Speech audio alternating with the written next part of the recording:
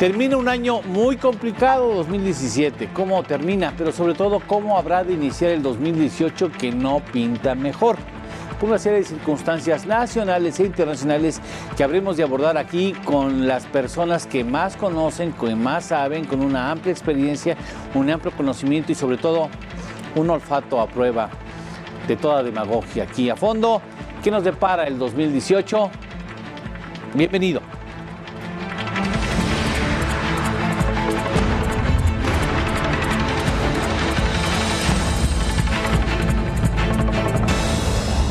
A fondo, con Eduardo Torreblanca.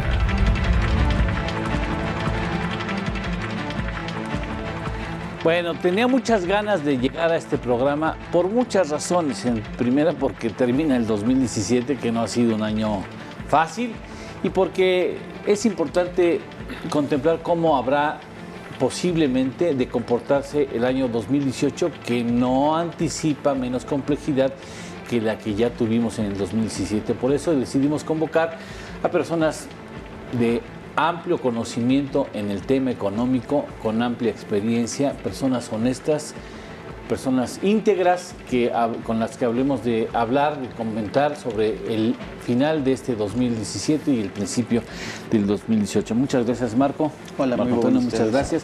Hola. James, gracias por estar con nosotros. Contrario, gracias. Mi querido Ernesto Fares Santos, muy querido, muy respetado. Gracias, Víctor. Eduardo, muy amable. También, Gracias. como siempre. Bueno, a ver, para abrir boca lo más breve posible, ¿cómo calificas el cierre del 2018 en materia económica para el país? Bueno, yo creo que tanto en materia económica como en materia política ha sido un cierre complicado.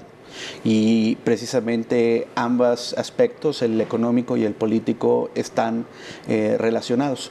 Estamos observando que tanto por aspectos internacionales como domésticos, pues la situación no es la más optimista. Sabemos que, por ejemplo, en la parte externa, pues siguen las negociaciones del TLC, pero pues no estamos en el punto que se esperaba al inicio de estas negociaciones. Vemos que en Estados Unidos hay una decisión de hacer una reforma fiscal que tendrá impacto sobre México. Vemos pues que el tipo de cambio se ha movido con volatilidad en las últimas semanas, precisamente por la incertidumbre que estas situaciones están produciendo. Y viene un año en una disputa electoral pues que parece ser va a ser dura y precisamente tendrá también, creo, un efecto sobre el desempeño económico en los próximos meses. ¿Estarías de acuerdo, James? Sí, la verdad es que el balance de riesgos sí efectivamente se ha deteriorado. Muchos de los que teníamos al principio del año siguen estando presentes. Sin duda, aunque vamos a presentar un rebote en la actividad económica en el cuarto trimestre después de la coyuntura que tuvimos en el pasado por lo de los sismos y las tormentas que provocaron caídas en la producción petrolera, la verdad es que la actividad económica sigue sin dinamizarse y muchos de los factores que actualmente le siguen incidiendo en la parte económica y financiera pues van a seguir estando presentes en el 2018. Y sí, repitiendo lo que dijo aquí el compañero, pues vamos a seguir hablando del tema de renegociación del Telecán, vamos a seguir hablando de la política fiscal de Estados Unidos, política monetaria del Banco de México y de la Reserva Federal, y no hay que olvidar otros temas que ahí están presentes, que no nos dejan o nos siguen, que son como la parte de las finanzas públicas, este proceso de consolidación que sigue siendo difícil y que en un año electoral pues se pueden complicar todavía más. Aunque al principio, hace un año, a finales del 2016, Ernesto, contemplábamos un año 2017 mucho más complicado que el que resultó. Es lo que iba a comentar, ¿no? Si nos situáramos hace un año, ¿cuál era la perspectiva que teníamos para el año 17?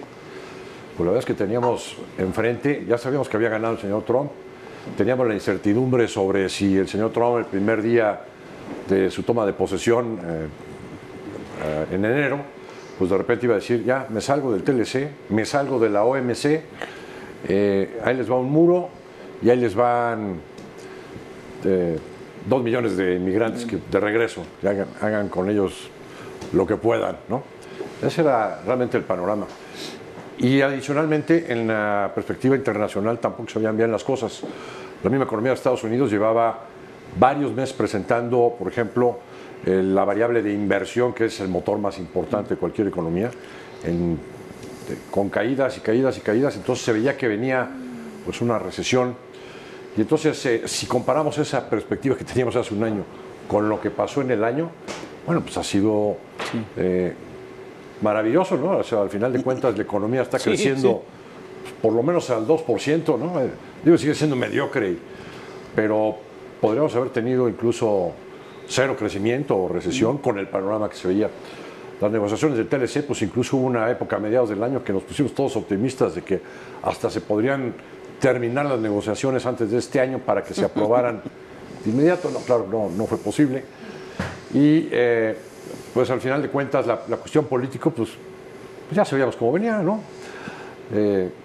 Andrés Manuel López Obrador, que no ha dejado de hacer campaña desde hace 18 años, pues obviamente aparece muy arriba en las encuestas, y quizás la sorpresa positiva es que pues en lugar de ser una pelea entre muchos, muy pulverizada, pues lo más probable es que sea una pelea entre tres grandes fuerzas, lo cual pues puede hacer que de aquí a que se den las elecciones pues se vayan emparejando las simpatías y que realmente digamos, haya menos riesgos en la parte política, ¿no? ¿Tú cómo lo ves, Víctor? Gracias, Ernesto. Este año yo lo veo con un cierre difícil que deja muchos pendientes para el año que entra. Un cierre difícil porque la economía, me están señalando, no reacciona. Lo que es la inversión pública sigue cayendo. Los indicadores adelantados de la economía tienden a mostrar disminución e inclusive ya comportamiento negativo. ¿Qué tanto reacciona, como señalaron? No lo sabemos todavía. Tipo de cambio presionado. Los mismos elementos que teníamos el año pasado persisten. No existe una certidumbre sobre lo que va a pasar y sin embargo los pendientes van a encontrar un nuevo escenario desde un punto de vista donde se nos puede complicar por el aspecto de finanzas públicas, justamente, se nos puede complicar por los años o los periodos electorales, tanto en México como en Estados Unidos. En México es en julio, en Estados Unidos es en noviembre. Aquí tenemos 3,000 y pico de renovación de puestos públicos. En Estados Unidos tenemos todo el cambio de lo que es la Cámara Baja y 24 de los 100 senadores, si no me equivoco. Es decir, incertidumbre, ¿qué va a pasar? Lo discutiremos. El Banco de México, en su anterior decisión de incremento en las tasas de interés de referencia, hacía alusión a balance de riesgos, hablando de que se habían incorporado elementos que no estaban considerados. Yo decía, pues, ¿cuáles tú? Trump ya estaba el año pasado, ¿no? Y sabíamos qué estima tiene a México, en qué estima tiene México. El asunto de la frontera, el asunto del TLC, calificado por Trump como el peor acuerdo jamás firmado en la historia de la humanidad, ¿no? O sea, desde su punto de vista, habría que valorarlo de esa manera. Normalización de las políticas monetarias de los países desarrollados, ya sabíamos que veníamos, ¿no? Inflación, ya sabíamos que no iba a ser posible controlarla, sobre todo siendo tan dependientes de la importación de carburantes y de alimentos. O sea, ¿dónde está la sorpresa? Pues yo, la verdad, con franqueza no la veo. O sea, creo que es una forma para tratar de justificar pues, la inevitable decisión que tenían que hacer como reacción al último incremento de tasas por parte de la FED. Creo que todas las variables que tú mencionas pues estaban ahí. Estaban a la vista, claro. Cuando se le pregunta a ustedes, a los colegas economistas, yo soy politólogo, a los economistas sobre estas variables, la mayoría todas las anticipaban. No era como que nos cayó del cielo y de repente hubo una situación a la cual hay que reaccionar bajo las rodillas. Creo que también refleja en ese sentido pues la presión política que hay sobre el Banco Central para establecer su política monetaria.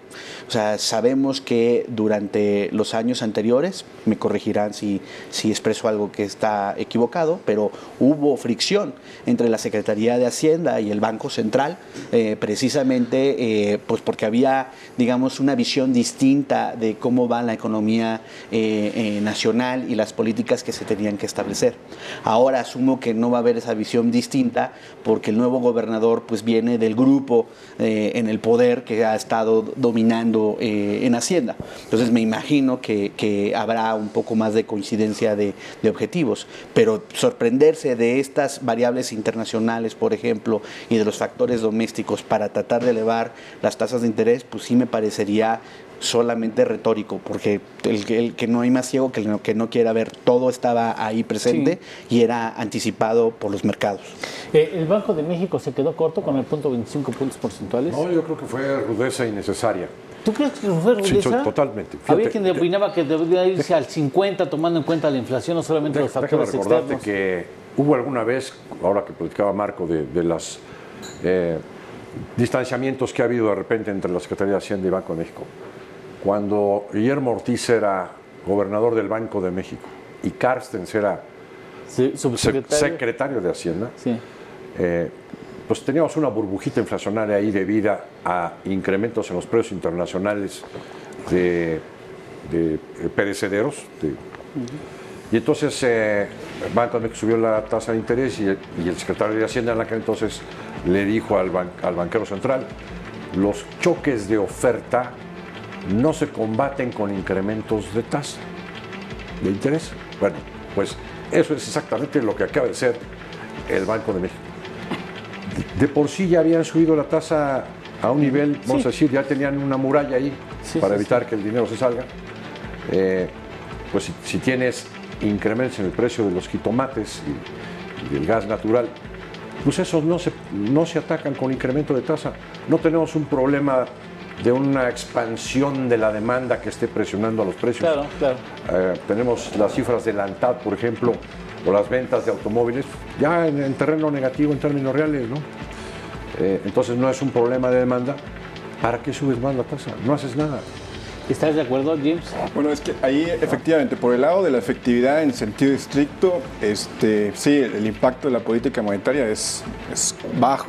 Pero aquí lo que busca Banco de México es cambiar expectativas.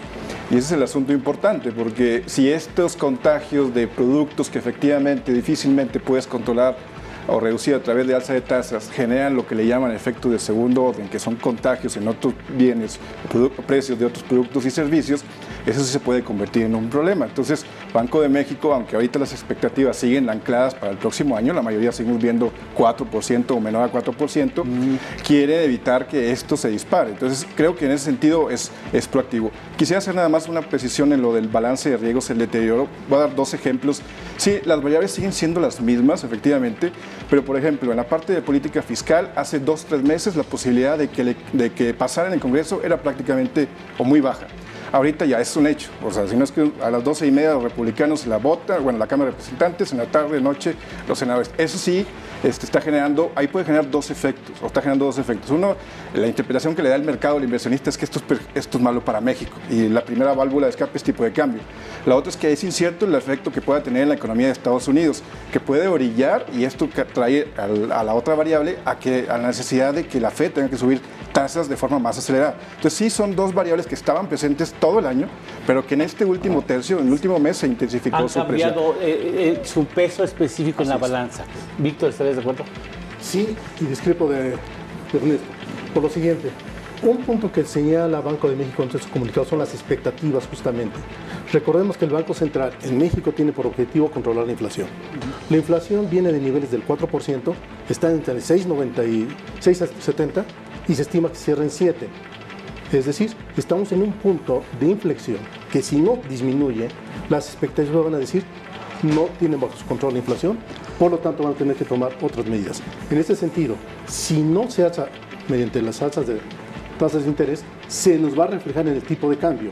Recordemos que son variables que se van contraponiendo. O sea, es decir, si yo el tipo de cambio lo manejo bien, puedo manejar tasas de interés de referencia a la baja o estables. Si no lo hago, se me va a reflejar en el tipo de cambio. Y si el tipo de cambio me brinca a los $19.50 a $20, nuevamente brincamos a expectativas. Y en ese punto, justamente quisiera recordar que finalmente la economía y las finanzas no es un juego de números. Persisten las personas y las personas somos seres humanos que reflejamos situaciones pasadas. Se discrepa en esta mesa después de una pausa.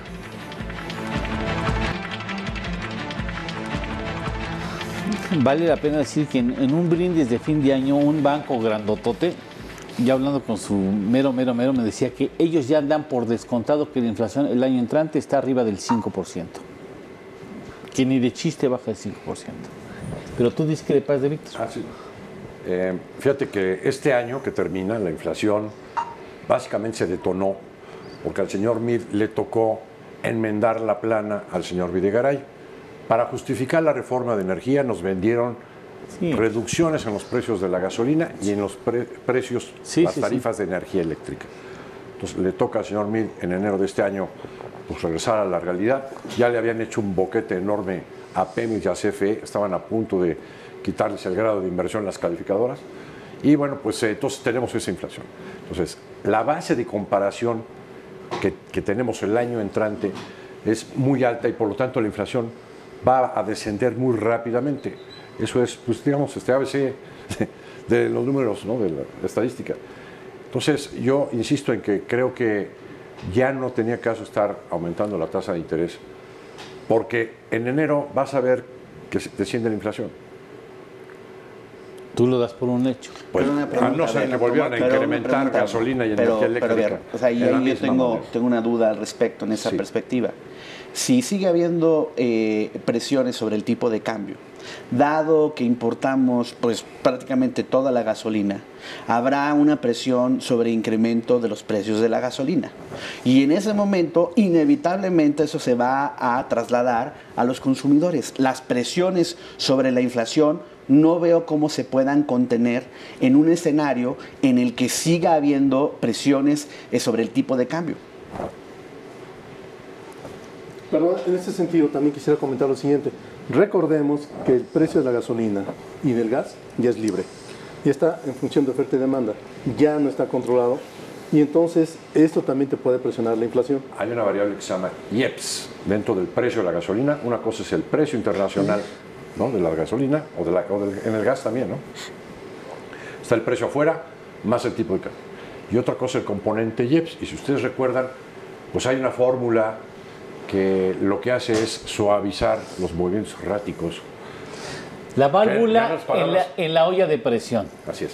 En otras palabras, yo no creo que en enero, en plena campaña política, se avienten el tiro de ajustar los precios como el año pasado. Ah, no, por supuesto que no. Que estén los precios internacionales y el tipo de cambio donde estén. Bueno, ningún loco lo haría. Ninguno loco. Bueno, casi. James. Sí, yo coincido con Ernesto. Lo que vamos a ver en enero es en automático, casi no por magia, pero por cuestiones estadísticas, que la tasa anual va a estar situada alrededor de 5.50, 5.60, y con ello los titulares de los periódicos va a ser la inflación controlada o se disipan las presiones inflacionarias. Porque todo es percepción al final de cuentas. O sea, el hecho aquí es que, el punto aquí es que Banco de México no es que busque que todos los meses la tasa anual esté en su meta, sino es que converja a la meta. Y si eso lo está logrando, si el objetivo es, entonces no debería de preocuparnos tanto el que haya de repente estos altibajos o saltos en precios. Otro punto con el tipo del cambio. Sí es probable que se presione el tipo de cambio, digo, ahorita lo estamos viendo en 19, o alrededor de 19 el mayoreo, 19.20, en la mañana se presiona un poco por el tema fiscal. Probablemente en enero también lo veamos en 19.20, 19.30, pero es muy distinto al 21.90 en el que se tomó la decisión de cuando se liberalizó el precio, la verdad, y el precio de la gasolina también ha estado bajando, el precio internacional. Entonces, dependiendo de la elasticidad de ahí y del componente que es casi un tercio del IEPS, pues veríamos, la verdad es que sí está difícil anticipar un incremento tan fuerte en el precio de la gasolina en enero. Pero sin embargo hay creo que dos factores que creo que sí se tienen que estar considerando. La posibilidad real, que no es ya pequeñita, de un término del Tratado de Libre Comercio. Lamentablemente la situación se está complicando en esa arena. Y por el otro lado, o sea, las presiones sobre las finanzas públicas que todos estos movimientos están teniendo. Insisto, cuando se presentaron los criterios de política económica con base en la cual se calcula el presupuesto de egresos, se tenía una perspectiva de que la tasa de interés iba a ser del 7% y un tipo de cambio de 18.20, 18.30. Hoy justo estamos ya a 19.20 y en una tasa hasta ahorita de 7.25 con expectativas de que va a crecer.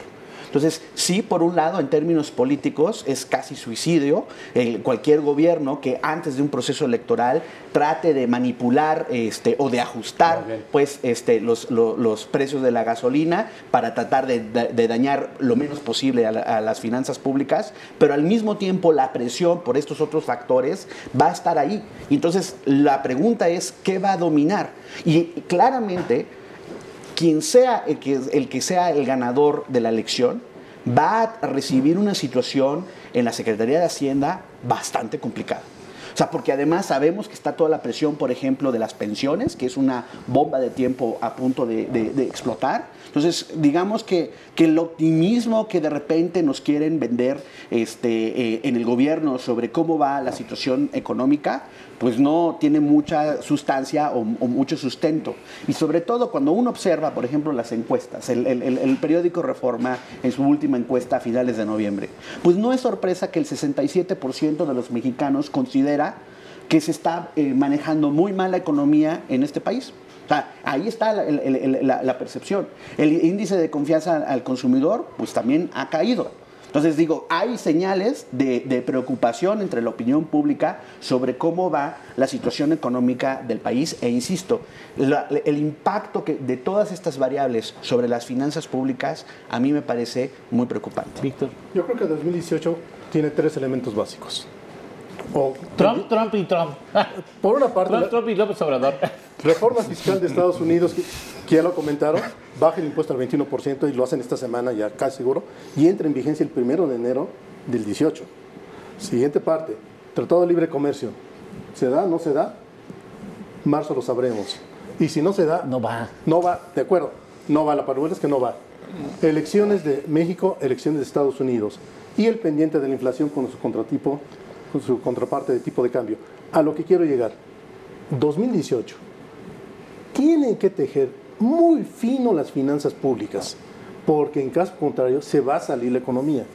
Y ese tejer fino significa, por una parte, no tener déficit del sector público, o al mínimo, porque si le están bajando menos impuestos, ya sea por lo de la gasolina, ya sea por toda la actividad económica, no le queda más que derrotas. O aumenta impuestos, o devalúa. Ustedes, ahorita voy contigo, ustedes son muy chavos. ¿No se acuerdan de que había tejidos invisibles entre los sastres? No, ¿verdad? Eso es tejido invisible. ¿Y sabes qué? Ya no se hace. Surcido invisible. Surcido invisible. Tienes razón. Lo que habla más de todo. Yo cada vez que me caigo en la moto lo uso. ¿Tú una vez has escuchado hablar? No. ¿Surcido? ¿Tú? Tampoco surcido, yo sabía. Vas. Del Tratado de Libre Comercio. ¿Ustedes creen que realmente las empresas americanas van a consentir que Estados Unidos se salga del TLC y que por lo tanto las empresas americanas le regalen el mercado americano a otras empresas en el mundo? A mí me parece observo, por supuesto, que está habiendo la presión en distintos estados que su economía está ligada al Tratado de Libre Comercio, la presión muy fuerte sobre el Congreso para tratar de servir como dique en Estados Unidos de los exabruptos de Trump. Pero si nosotros observamos, nos guste o no, este año de la presidencia de este señor, pues este señor lamentablemente sí ha cumplido las promesas. O sea, las promesas. Y entonces, en ese sentido, o sea, por ejemplo, el día de ayer, hay una entrevista que les recomiendo vean en PBS al estratega de seguridad nacional de Estados Unidos. Y en esa entrevista nuevamente enfatiza que es una política de primero Estados Unidos, que el interés de Estados Unidos está por encima y que no va a haber espacio para que el mundo le vuelva a tomar el pelo a Estados Unidos. Anticipando señales, además del problema con Corea del Norte, que es preocupante, anticipando señales de pues, no nos vayamos a sorprender si este señor se sale de la mesa en el TLC. Entre sus colegas, entre los economistas, por ejemplo, hace poco en una reunión, sé que en la reunión que tiene Banamex, estuvieron muchos economistas. Y la gran mayoría de los economistas en esa reunión, pues tuvo una impresión de que la probabilidad ya no es del 50%, sino mayor, de que terminemos el TLC. Con todo lo que suicidio para la economía, y coincido completamente contigo, es absurdo que se vayan para ese lado, pero parece ser que este necio, o sea, no le importa si se tiene que disparar en el pie. Te pongo el caso de lo que hizo el señor Trump con los Dreamers, ¿no? Aquellos que nacieron en Estados Unidos, pero de padres, o que llegaron a Estados Unidos muy, muy jovencitos, ¿no? Trump le pasa, toma la decisión de clausurar el programa de Dreamers, pero le pasa la bolita al Congreso. ¿Cuál es el escenario que nosotros vemos como el más probable? Si esta reforma fiscal no le ayuda a subir su popularidad, te daría 90% de probabilidades de que el señor va a decidir salirse del TLC. Pero el Ejecutivo, el presidente en Estados Unidos, no tiene la facultad para salirse del TLC. Quien tiene la facultad es el Congreso. Pero él queda bien, porque él cumplió. Él queda bien, cumple su promesa. Le pasa la bolita al Congreso. Y entonces el Congreso, los republicanos, y más cuando tenemos en noviembre del año entrante elecciones, pues no son tontos, no se van a cortar el financiamiento de las empresas y pues van a decir, no, espérate, no nos vamos a salir. ¿No? Pero hay una perspectiva. Pero él va a cumplir. Pero justo. ¿Cuánto tiempo va a tardar el Congreso en decirnos si no me salgo? uno observa la discusión de la reforma fiscal norteamericana, a la luz precisamente de la bravuconada de Estados Unidos respecto al TLC, entiende que es uno de los instrumentos que va a tener para decir, miren, estamos haciendo más atractivo para repatriar inversiones hacia Estados Unidos vía la parte de la parte fiscal. Y por lo tanto, o sea, una salida del TLC, desde su perspectiva, no va a ser tan costosa, porque nosotros estamos haciéndonos más competitivos respecto a los mexicanos, a pesar de que sabemos que no es cierto por la diferencia en el valor de la mano de obra, etcétera. O sea, esa es parte de la forma en que están haciendo el discurso. Y uno pensaría, o sea, cuando observa las implicaciones de la reforma fiscal para la distribución del ingreso en Estados Unidos, que los republicanos no la votarían, y hoy la van a votar. Entonces, o sea, eso de que no se van a disparar en el pie y vamos a confiar en que se van a oponer a este tipo de políticas absurdas, me parece que no tengamos que poner esos huevos en esa canasta, porque me parece peligroso esa apuesta. Déjame ir a una pausa, tengo una pausa, para no cortar las respuestas, porque me parece que el nivel del análisis es muy rico. Allá es muy bajo y aquí es muy rico. Trump, bueno, se quiere salir. No lo ha hecho porque supongo que le sorprende todo el cabildeo que están haciendo. Dice, entonces sí es bueno. O sea, porque él no tiene la menor idea de que sí es bueno o no, pero le está sorprendiendo. Entonces, por eso no lo ha hecho. Y si nos vamos en sentido estricto a los fundamentales, o sea, lo que está pasando en las rondas de negociaciones, en los trabajos técnicos, allí, que es donde deberíamos estar pensando si hay posibilidades o no de ruptura, parece que sí sigue siendo válido la probabilidad, y sigue siendo alta la probabilidad de que se salgan, pero parece que Estados Unidos sí trae un incentivo, o sí tiene una intención de negociar, de llegar a un acuerdo. Déjame hacer una paréntesis, nada más un paréntesis morboso, nada más con un sí o no. ¿Tienen ustedes la impresión de que México ha cedido más o se ha acercado más a las posiciones irracionales de Estados Unidos o de Trump específicamente, con tal de no romper el acuerdo? Nada más un sí o no. ¿No se ha acercado más? No. Bueno. No, de hecho, no hay contrapropuestas. De hecho, son absurdas. ¿No? Bueno, lo vemos después, porque yo tengo la impresión. Entonces. ¿De qué? Estamos hablando. ¿De este? Sí. Pongamos el caso.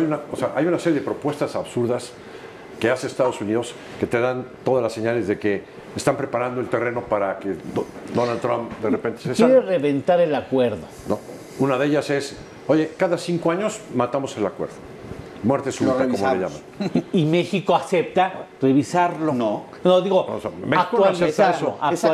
Esa cláusula de los 5 años ha estado dice que tanto Canadá como el gobierno mexicano han dicho. Pero México dice, oye, pero lo vamos a analizar. Aceptan cada 5 años analizarlo. Y ya sucede. O sea, la respuesta es de México. Estados Unidos, México y Canadá se reúnen cada año, o sea, los líderes, los presidentes, para evaluar el Telecán. Eso ya lo hace. Entonces, lo único que hizo México fue, no te acepto la cláusula de extinción. Es absurdo. Mejor hacemos una evaluación más exhaustiva cuando hacemos la cumbre de líderes de América del Norte. Estados Unidos no dijo nada. Esa es la única contrapropuesta que hay. Entonces, realmente no está acercándose a la... Perdón, no debemos perder de vista que no nada más es una discusión del Telecán. ¿Quién sale ganando y quién sale perdiendo? Ya estamos hablando de una región integrada, donde básicamente todos los procesos productivos o las cadenas productivas ya se conjugan entre las tres economías. Por dar unos datos duros, un economista de Canadá, de HSBC, señaló en un estudio, el 40% de las exportaciones de Estados Unidos, el 40% del total de las exportaciones de Estados Unidos, el 40% tiene una integración mexicana. Es decir, depende de un 40% de integración de México. Segundo punto, si por esta integración no se hubiera tenido en 2007-2008, la industria automotriz de Estados Unidos quiebra. Simple y sencillamente, salirse de Telecán involucra poner en riesgo otra vez su industria automotriz, que es una de sus palestras. Tercero, se sale, perfecto. Va a haber un incremento de precios en Estados Unidos en automático y va a matar los efectos que están comentando a favor de su economía. La única cosa que creo que habría que discutir, como complemento a los datos que dices, es ver si las opciones de política pública que el gobierno mexicano está tratando de desarrollar para prevenir, o sea, ahora sí que pues en el peor de los escenarios ya no hay TLC, si van a ser suficientes para tratar de aminorar el impacto que tendría sobre México. Sabemos que están por cerrar la renovación de las negociaciones del Tratado de Libre Comercio con la Unión Europea. Sabemos que ha habido mucho coqueteo con China, aunque pues nosotros le compramos muchísimo más a China que nosotros lo que le vendemos. Entonces no queda tan claro si vamos a podernos ir por ahí. Sabemos que está el acuerdo transpacífico, que va a ser, creo, una herramienta que sí tenemos que explotar con mayor urgencia. Canadá ha dicho que no hay plan B, que si no, en caso dado, pues hará el comercio con Estados Unidos y con México con las reglas de la OMC. Entonces, digo, hay algunas políticas que se están tratando de hacer previniendo el peor escenario. Sin embargo, creo que, y lo comentaba en algún artículo reciente Luis Rubio, y coincido con él, en el sentido de que si llegara el peor escenario, uno de los efectos negativos para México es que le quita una de las herramientas fundamentales para mandar certidumbre a las inversiones en nuestro país. Porque lamentablemente pues no tenemos la mejor reputación en términos de nuestras cortes o nuestros tribunales, ¿verdad? Y el hecho de que si hay alguna situación de una disputa comercial que se tenga que resolver hasta ahora en los tribunales del TLC, pues eso ha calmado, digamos, las aguas. Pero en el momento que no hay el TLC, pues sí esa parte, digamos, de certeza a las inversiones, creo que sí se deteriora de forma fuerte. No veo cómo las políticas complementarias que mencioné logran tratar de solventar el problema de deterioro de esta credibilidad vía esta vía. A ver, para irnos acercando a la parte final del programa, ahorita te doy la palabra con muchísimo gusto. Después de tu comentario me gustaría que fuéramos viendo. Hace un año teníamos un panorama negro. Les preguntaría, después de la respuesta de Ernesto, ¿este panorama del 2018 pinta o lo ven tan negro como lo vimos hace un año en el terreno económico? Pero Ernesto, tú querías comentar algo antes. Si nosotros revisamos encuestas sobre confianza de los consumidores o de los agentes económicos, voy a poner dos principalmente, ¿no? Los estudios que hace Banco de México para sus indicadores coincidentes y adelantados, y el índice mexicano de confianza económica del Instituto Mexicano de Contadores Públicos. La verdad es que el problema hoy para la sociedad no es tanto la economía. ¿Por qué? Pues porque, por ejemplo, sí ha habido buena creación de empleos, aunque uno no lo crea, ¿no? Ha habido incrementos salariales como antes no se podían hacer, en el salario mínimo, por ejemplo. La masa salarial en sí ha aumentado.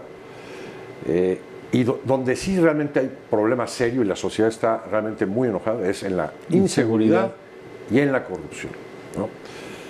Por otra parte, viene esta reforma fiscal y yo creo que sí nos va a afectar mucho en la primera mitad del año, porque pues tenemos las elecciones enfrente y como ya se ha mencionado aquí, va a ser muy difícil que el Congreso mexicano se pongan las pilas junto con la Secretaría de Hacienda y hagan rápido una reforma fiscal que permita que mantengamos la competitividad fiscal y no se nos caigan las inversiones en nuestro país.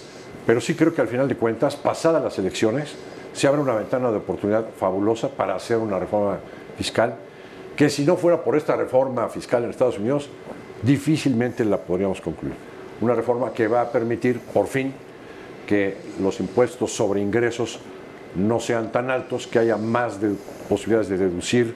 Por ejemplo, hoy en día no se puede deducir el 100% de las prestaciones sociales, ¿no? Por parte del patrón a los empleados. No se puede deducir, si quieres expandirte e invertir en maquinaria, no puedes deducir esa maquinaria, ¿no? Entonces, hay una serie de absurdos en el régimen fiscal actual que van en contra de la inversión y del empleo, y me parece que al final puede corregir. Esta reforma fiscal de Estados Unidos nos va a obligar a corregir y tener una reforma fiscal mejor. Tienes unos datos que hablan en ese sentido, sí quisiera, pues proveer datos que están tanto de la encuesta de Reforma como la encuesta del Universal. En ambas, cierto, el primer problema que observan los mexicanos es la inseguridad. El 50% de los ciudadanos mexicanos consideran que es el primer problema, pero el segundo problema es la economía. La corrupción es la percepción de los líderes de opinión. No es que la gente no esté enojada respecto a los asuntos de corrupción, pero se le ha preguntado en ambas encuestas, que son domiciliarias, cuáles son las problemáticas que más les preocupan, y no hay esa percepción de que la economía va bien, de que se están generando empleos y que ahí vamos más o menos. O sea, eso no es lo que dicen los números. O sea, entonces, sí hay un problema en ese sentido, desde mi perspectiva, de ver qué va a pasar el próximo año, porque lamentablemente la tentación política de manejar la economía va a estar ahí. Máxime que vamos a tener una contienda electoral bastante competitiva. Y hemos visto en el pasado cómo cuando la política se mete de manera sustantiva en el manejo de las finanzas públicas, cómo le va al país. Y no es ser catastrofista. O sea, es uno observar, por ejemplo, mis colegas en México Evalúa, observan siempre las aprobaciones de lo que se dice en el Congreso que se tiene que gastar y lo que finalmente se gasta, y son muy por encima, las distancias son mayúsculas. Esa responsabilidad tecnocrática de los colegas de la Secretaría de Hacienda, pues nada más existe en sus imaginativo, porque la parte claramente de los números refuta precisamente ese comportamiento apolítico del manejo de las finanzas públicas. Y como está la cosa, la tentación máxime que uno de los suyos está compitiendo por ser presidente de la República para tratar de manipular todo lo que se pueda, resistir el control de precios, por ejemplo, de la gasolina, etcétera, a pesar de las presiones que haya sobre las finanzas públicas, va a estar ahí. Y por lo tanto, al que le toque recibir el país el 1 de diciembre, pues va a tener un escenario mucho más complicado de que si se actuara de forma responsable y realmente de forma técnica y no política en el manejo de las finanzas públicas. Vamos entonces a una pausa para no cortar ningún tipo de reflexión que hagan ustedes. Vamos a una pausa y después regresamos. Bueno, ¿cómo vemos el 2018? Creo que hay una fuerte carga en la influencia que puede ejercer la parte internacional. Aquí hay un componente nacional muy relevante que asusta no solamente a algunos mexicanos, no a todos por supuesto, sino también a la comunidad financiera internacional, ¿no? La posibilidad de que haya un manejo irresponsable de la cosa pública, de las políticas públicas, resultado de las elecciones. Que bueno, pues no sé quién tendrá la bolita de cristal, pero bueno, pues nosotros aquí vamos a dar nuestro punto de vista. Entonces, son igual el punto como el Colorado, de los 3 colores. ¿Sí? O sea, sí, no por peligro para, digo, híjole, bueno, es para todos. veamos así, analicemos ampliamente. Exacto. Lo dejamos a usted para que vea cómo se arma en el corte comercial. Y usted envidie no estar presente en esta mesa durante los periodos comerciales.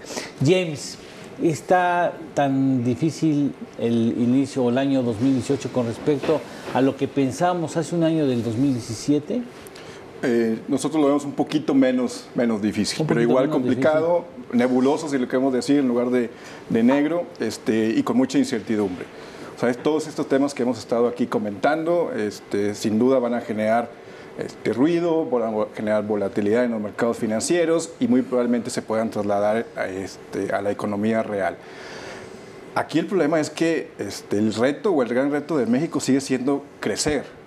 O sea, la verdad es que no crecemos, o sea, independientemente de que, aunque por momentos estemos haciendo bien las cosas, con lo de las reformas estructurales, aunque tengamos a veces buen manejo de las finanzas públicas o relativamente un proceso de consolidación sano de finanzas públicas, tenemos una economía abierta, tenemos unos mercados que hasta cierto punto son competitivos, el país no crece más de 2.2%, o sea, en promedio en los últimos 20 años el PIB per cápita tampoco.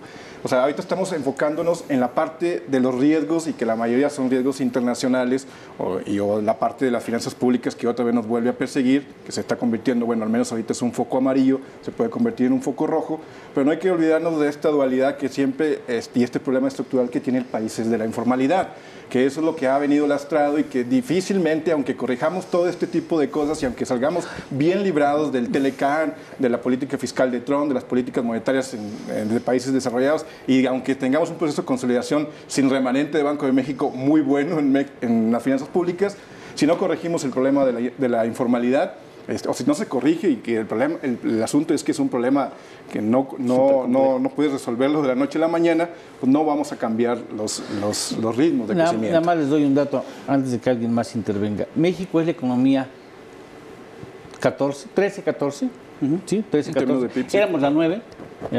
Y por ingreso, por paridad de compra, somos la 64. O sea, algo estábamos haciendo mal. Yo el 2018 lo veo gris. Lo veo difícil, pero no de crisis. Retomando algunos puntos. Sí, la inversión se puede frenar, la inversión extranjera. Pero hay dos tipos de inversión, directa e inversión financiera. En la inversión directa se puede frenar la entrada de capitales. Sin embargo, ya empresas de México que están trabajando en México dicen, yo mantengo mi programa de inversiones e inclusive lo aumento. Segundo punto. Oye, ¿y qué pasa con la microeconomía? Está muy bien la discusión a grandes números, pero a la gente no le interesa que si el PIB, que si la inflación. Le interesa tener buenos servicios, le interesa tener buena infraestructura, le interesa tener seguridad, tener empleo, y eso no se llama macroeconomía, se llama microeconomía. Y allí es donde están fallando las finanzas públicas, porque no se tiene eficiencia del gasto. Todo el mundo dice, es que el gobierno tiene la culpa, la corrupción está en el gobierno. Perfecto. ¿En cuál de los tres gobiernos? Federal, estatal y municipal. En los tres. En los tres, señores. Y en nosotros mismos. Y en el sector privado. O sea, esto no es nada más del sector público. Y en el sector privado también. Exacto. Aquí, hay ese en problema. una de estas mesas aquí, justamente alguien dijo, oye, ¿y cuánto necesito para que me autoricen mi proyecto aquí en X delegación? No quiero decir el nombre, pero está aquí al sur. Entonces, la delegación es corrupta, la persona es corrupta, la empresa es corrupta, todos. Y entonces, eso lo tenemos que trabajar. La eficiencia del gasto público a través de la administración pública. Se necesita, aunque haya periodo de crisis, bajar el gasto de tal forma que, pese a todos los problemas que estamos viendo, se logre un crecimiento. Y hay que repensar los indicadores macroeconómicos. Ya no basta con el PIB, ya no basta con otro tipo hay que buscar indicadores de seguridad social, indicadores y demás. Pero todo eso lo tiene que meter en la MIR, justamente para que el presupuesto basado en resultados tenga indicadores sociales y no macroeconómicos. Quedamos 2 minutos, Marco. Sin duda, creo que va a ser un año complicado. No lo veo catastrófico, pero tampoco lo veo color de rosa. Va a implicar mucha astucia por parte de nuestras autoridades para tratar de caminar por estas aguas complicadas. Me preocupa, ya no nos dio tiempo, que uno de los lastres también que tiene el país, pues lo mencionó precisamente Ernesto, es la inseguridad. Y la inseguridad sí tiene un impacto negativo sobre la forma en que se desarrolla la actividad económica. Claro. Entonces, uno sí se tiene que preguntar cuando ve desde como con un zoom de alejamiento al país, ¿por qué en 30 años hemos tenido tasas muy mediocres de crecimiento que no satisfacen a nadie, máxime pues la tasa de crecimiento poblacional, entonces nos quedamos prácticamente sin aumentar el PIB per cápita, ¿no? Prácticamente estamos muy similares en todo este periodo. Y uno se pregunta, bueno, a ver, ¿seguimos con la misma receta económica o qué cosas distintas estamos haciendo mal y se necesitan corregir? Parte es la informalidad, la inseguridad, la corrupción, para que a nivel micro lleguen esos beneficios que tanto espera el país. O sea, sí creo que es ojalá lo veamos en la discusión de los próximos meses y se lo exijamos a los candidatos, nos expliquen con claridad cuáles van a ser sus políticas distintas para tener mejores resultados económicos. Muchas gracias. Héctor, dame un minuto, por favor. Ernesto Fares Santos. Resumo, veo un 2018 dividido a la mitad en 2 semestres. El primer semestre sí lo veo muy complicado, coincide lo del TLC, que lo veo que sí probablemente Trump se salga y luego el Congreso diga que no. La reforma fiscal de Estados Unidos, el efecto de la caída de la inversión extranjera directa, la vamos a vivir en el primer semestre y pues la cuestión política, la incertidumbre política. La segunda mitad del año la veo pues mucho mejor dependiendo quién gane. Exactamente. O peor. Dependiendo de quién gane. Dependiendo de quién gane, ¿no? Bueno. Señores, ha sido para mí un enorme placer compartir con muy buenas consideraciones en materia económica esta mesa y despedir este año, en cuanto a mí refiere, en la parte de a fondo, con la esperanza de ser convocado a tener algún otro programa a partir del 2018, pero ha sido un año difícil, complicado. Y siempre, indudablemente, y lo digo de todo corazón, sinceramente, siempre es más llevadero cuando uno tiene el privilegio de estar rodeado de personas inteligentes como ustedes. Muchas gracias por estar con nosotros. Gracias a quienes han estado de manera recurrente en este programa de su casa, por supuesto, y muchas gracias, Marco. Gracias. Te lo aprecio mucho, muchas gracias, James. Muchísimas gracias. Muchas gracias, mi querido Ernesto Fares. Gracias. Bueno, no puedo dejar de decir feliz Navidad, feliz Año Nuevo, pese a todo.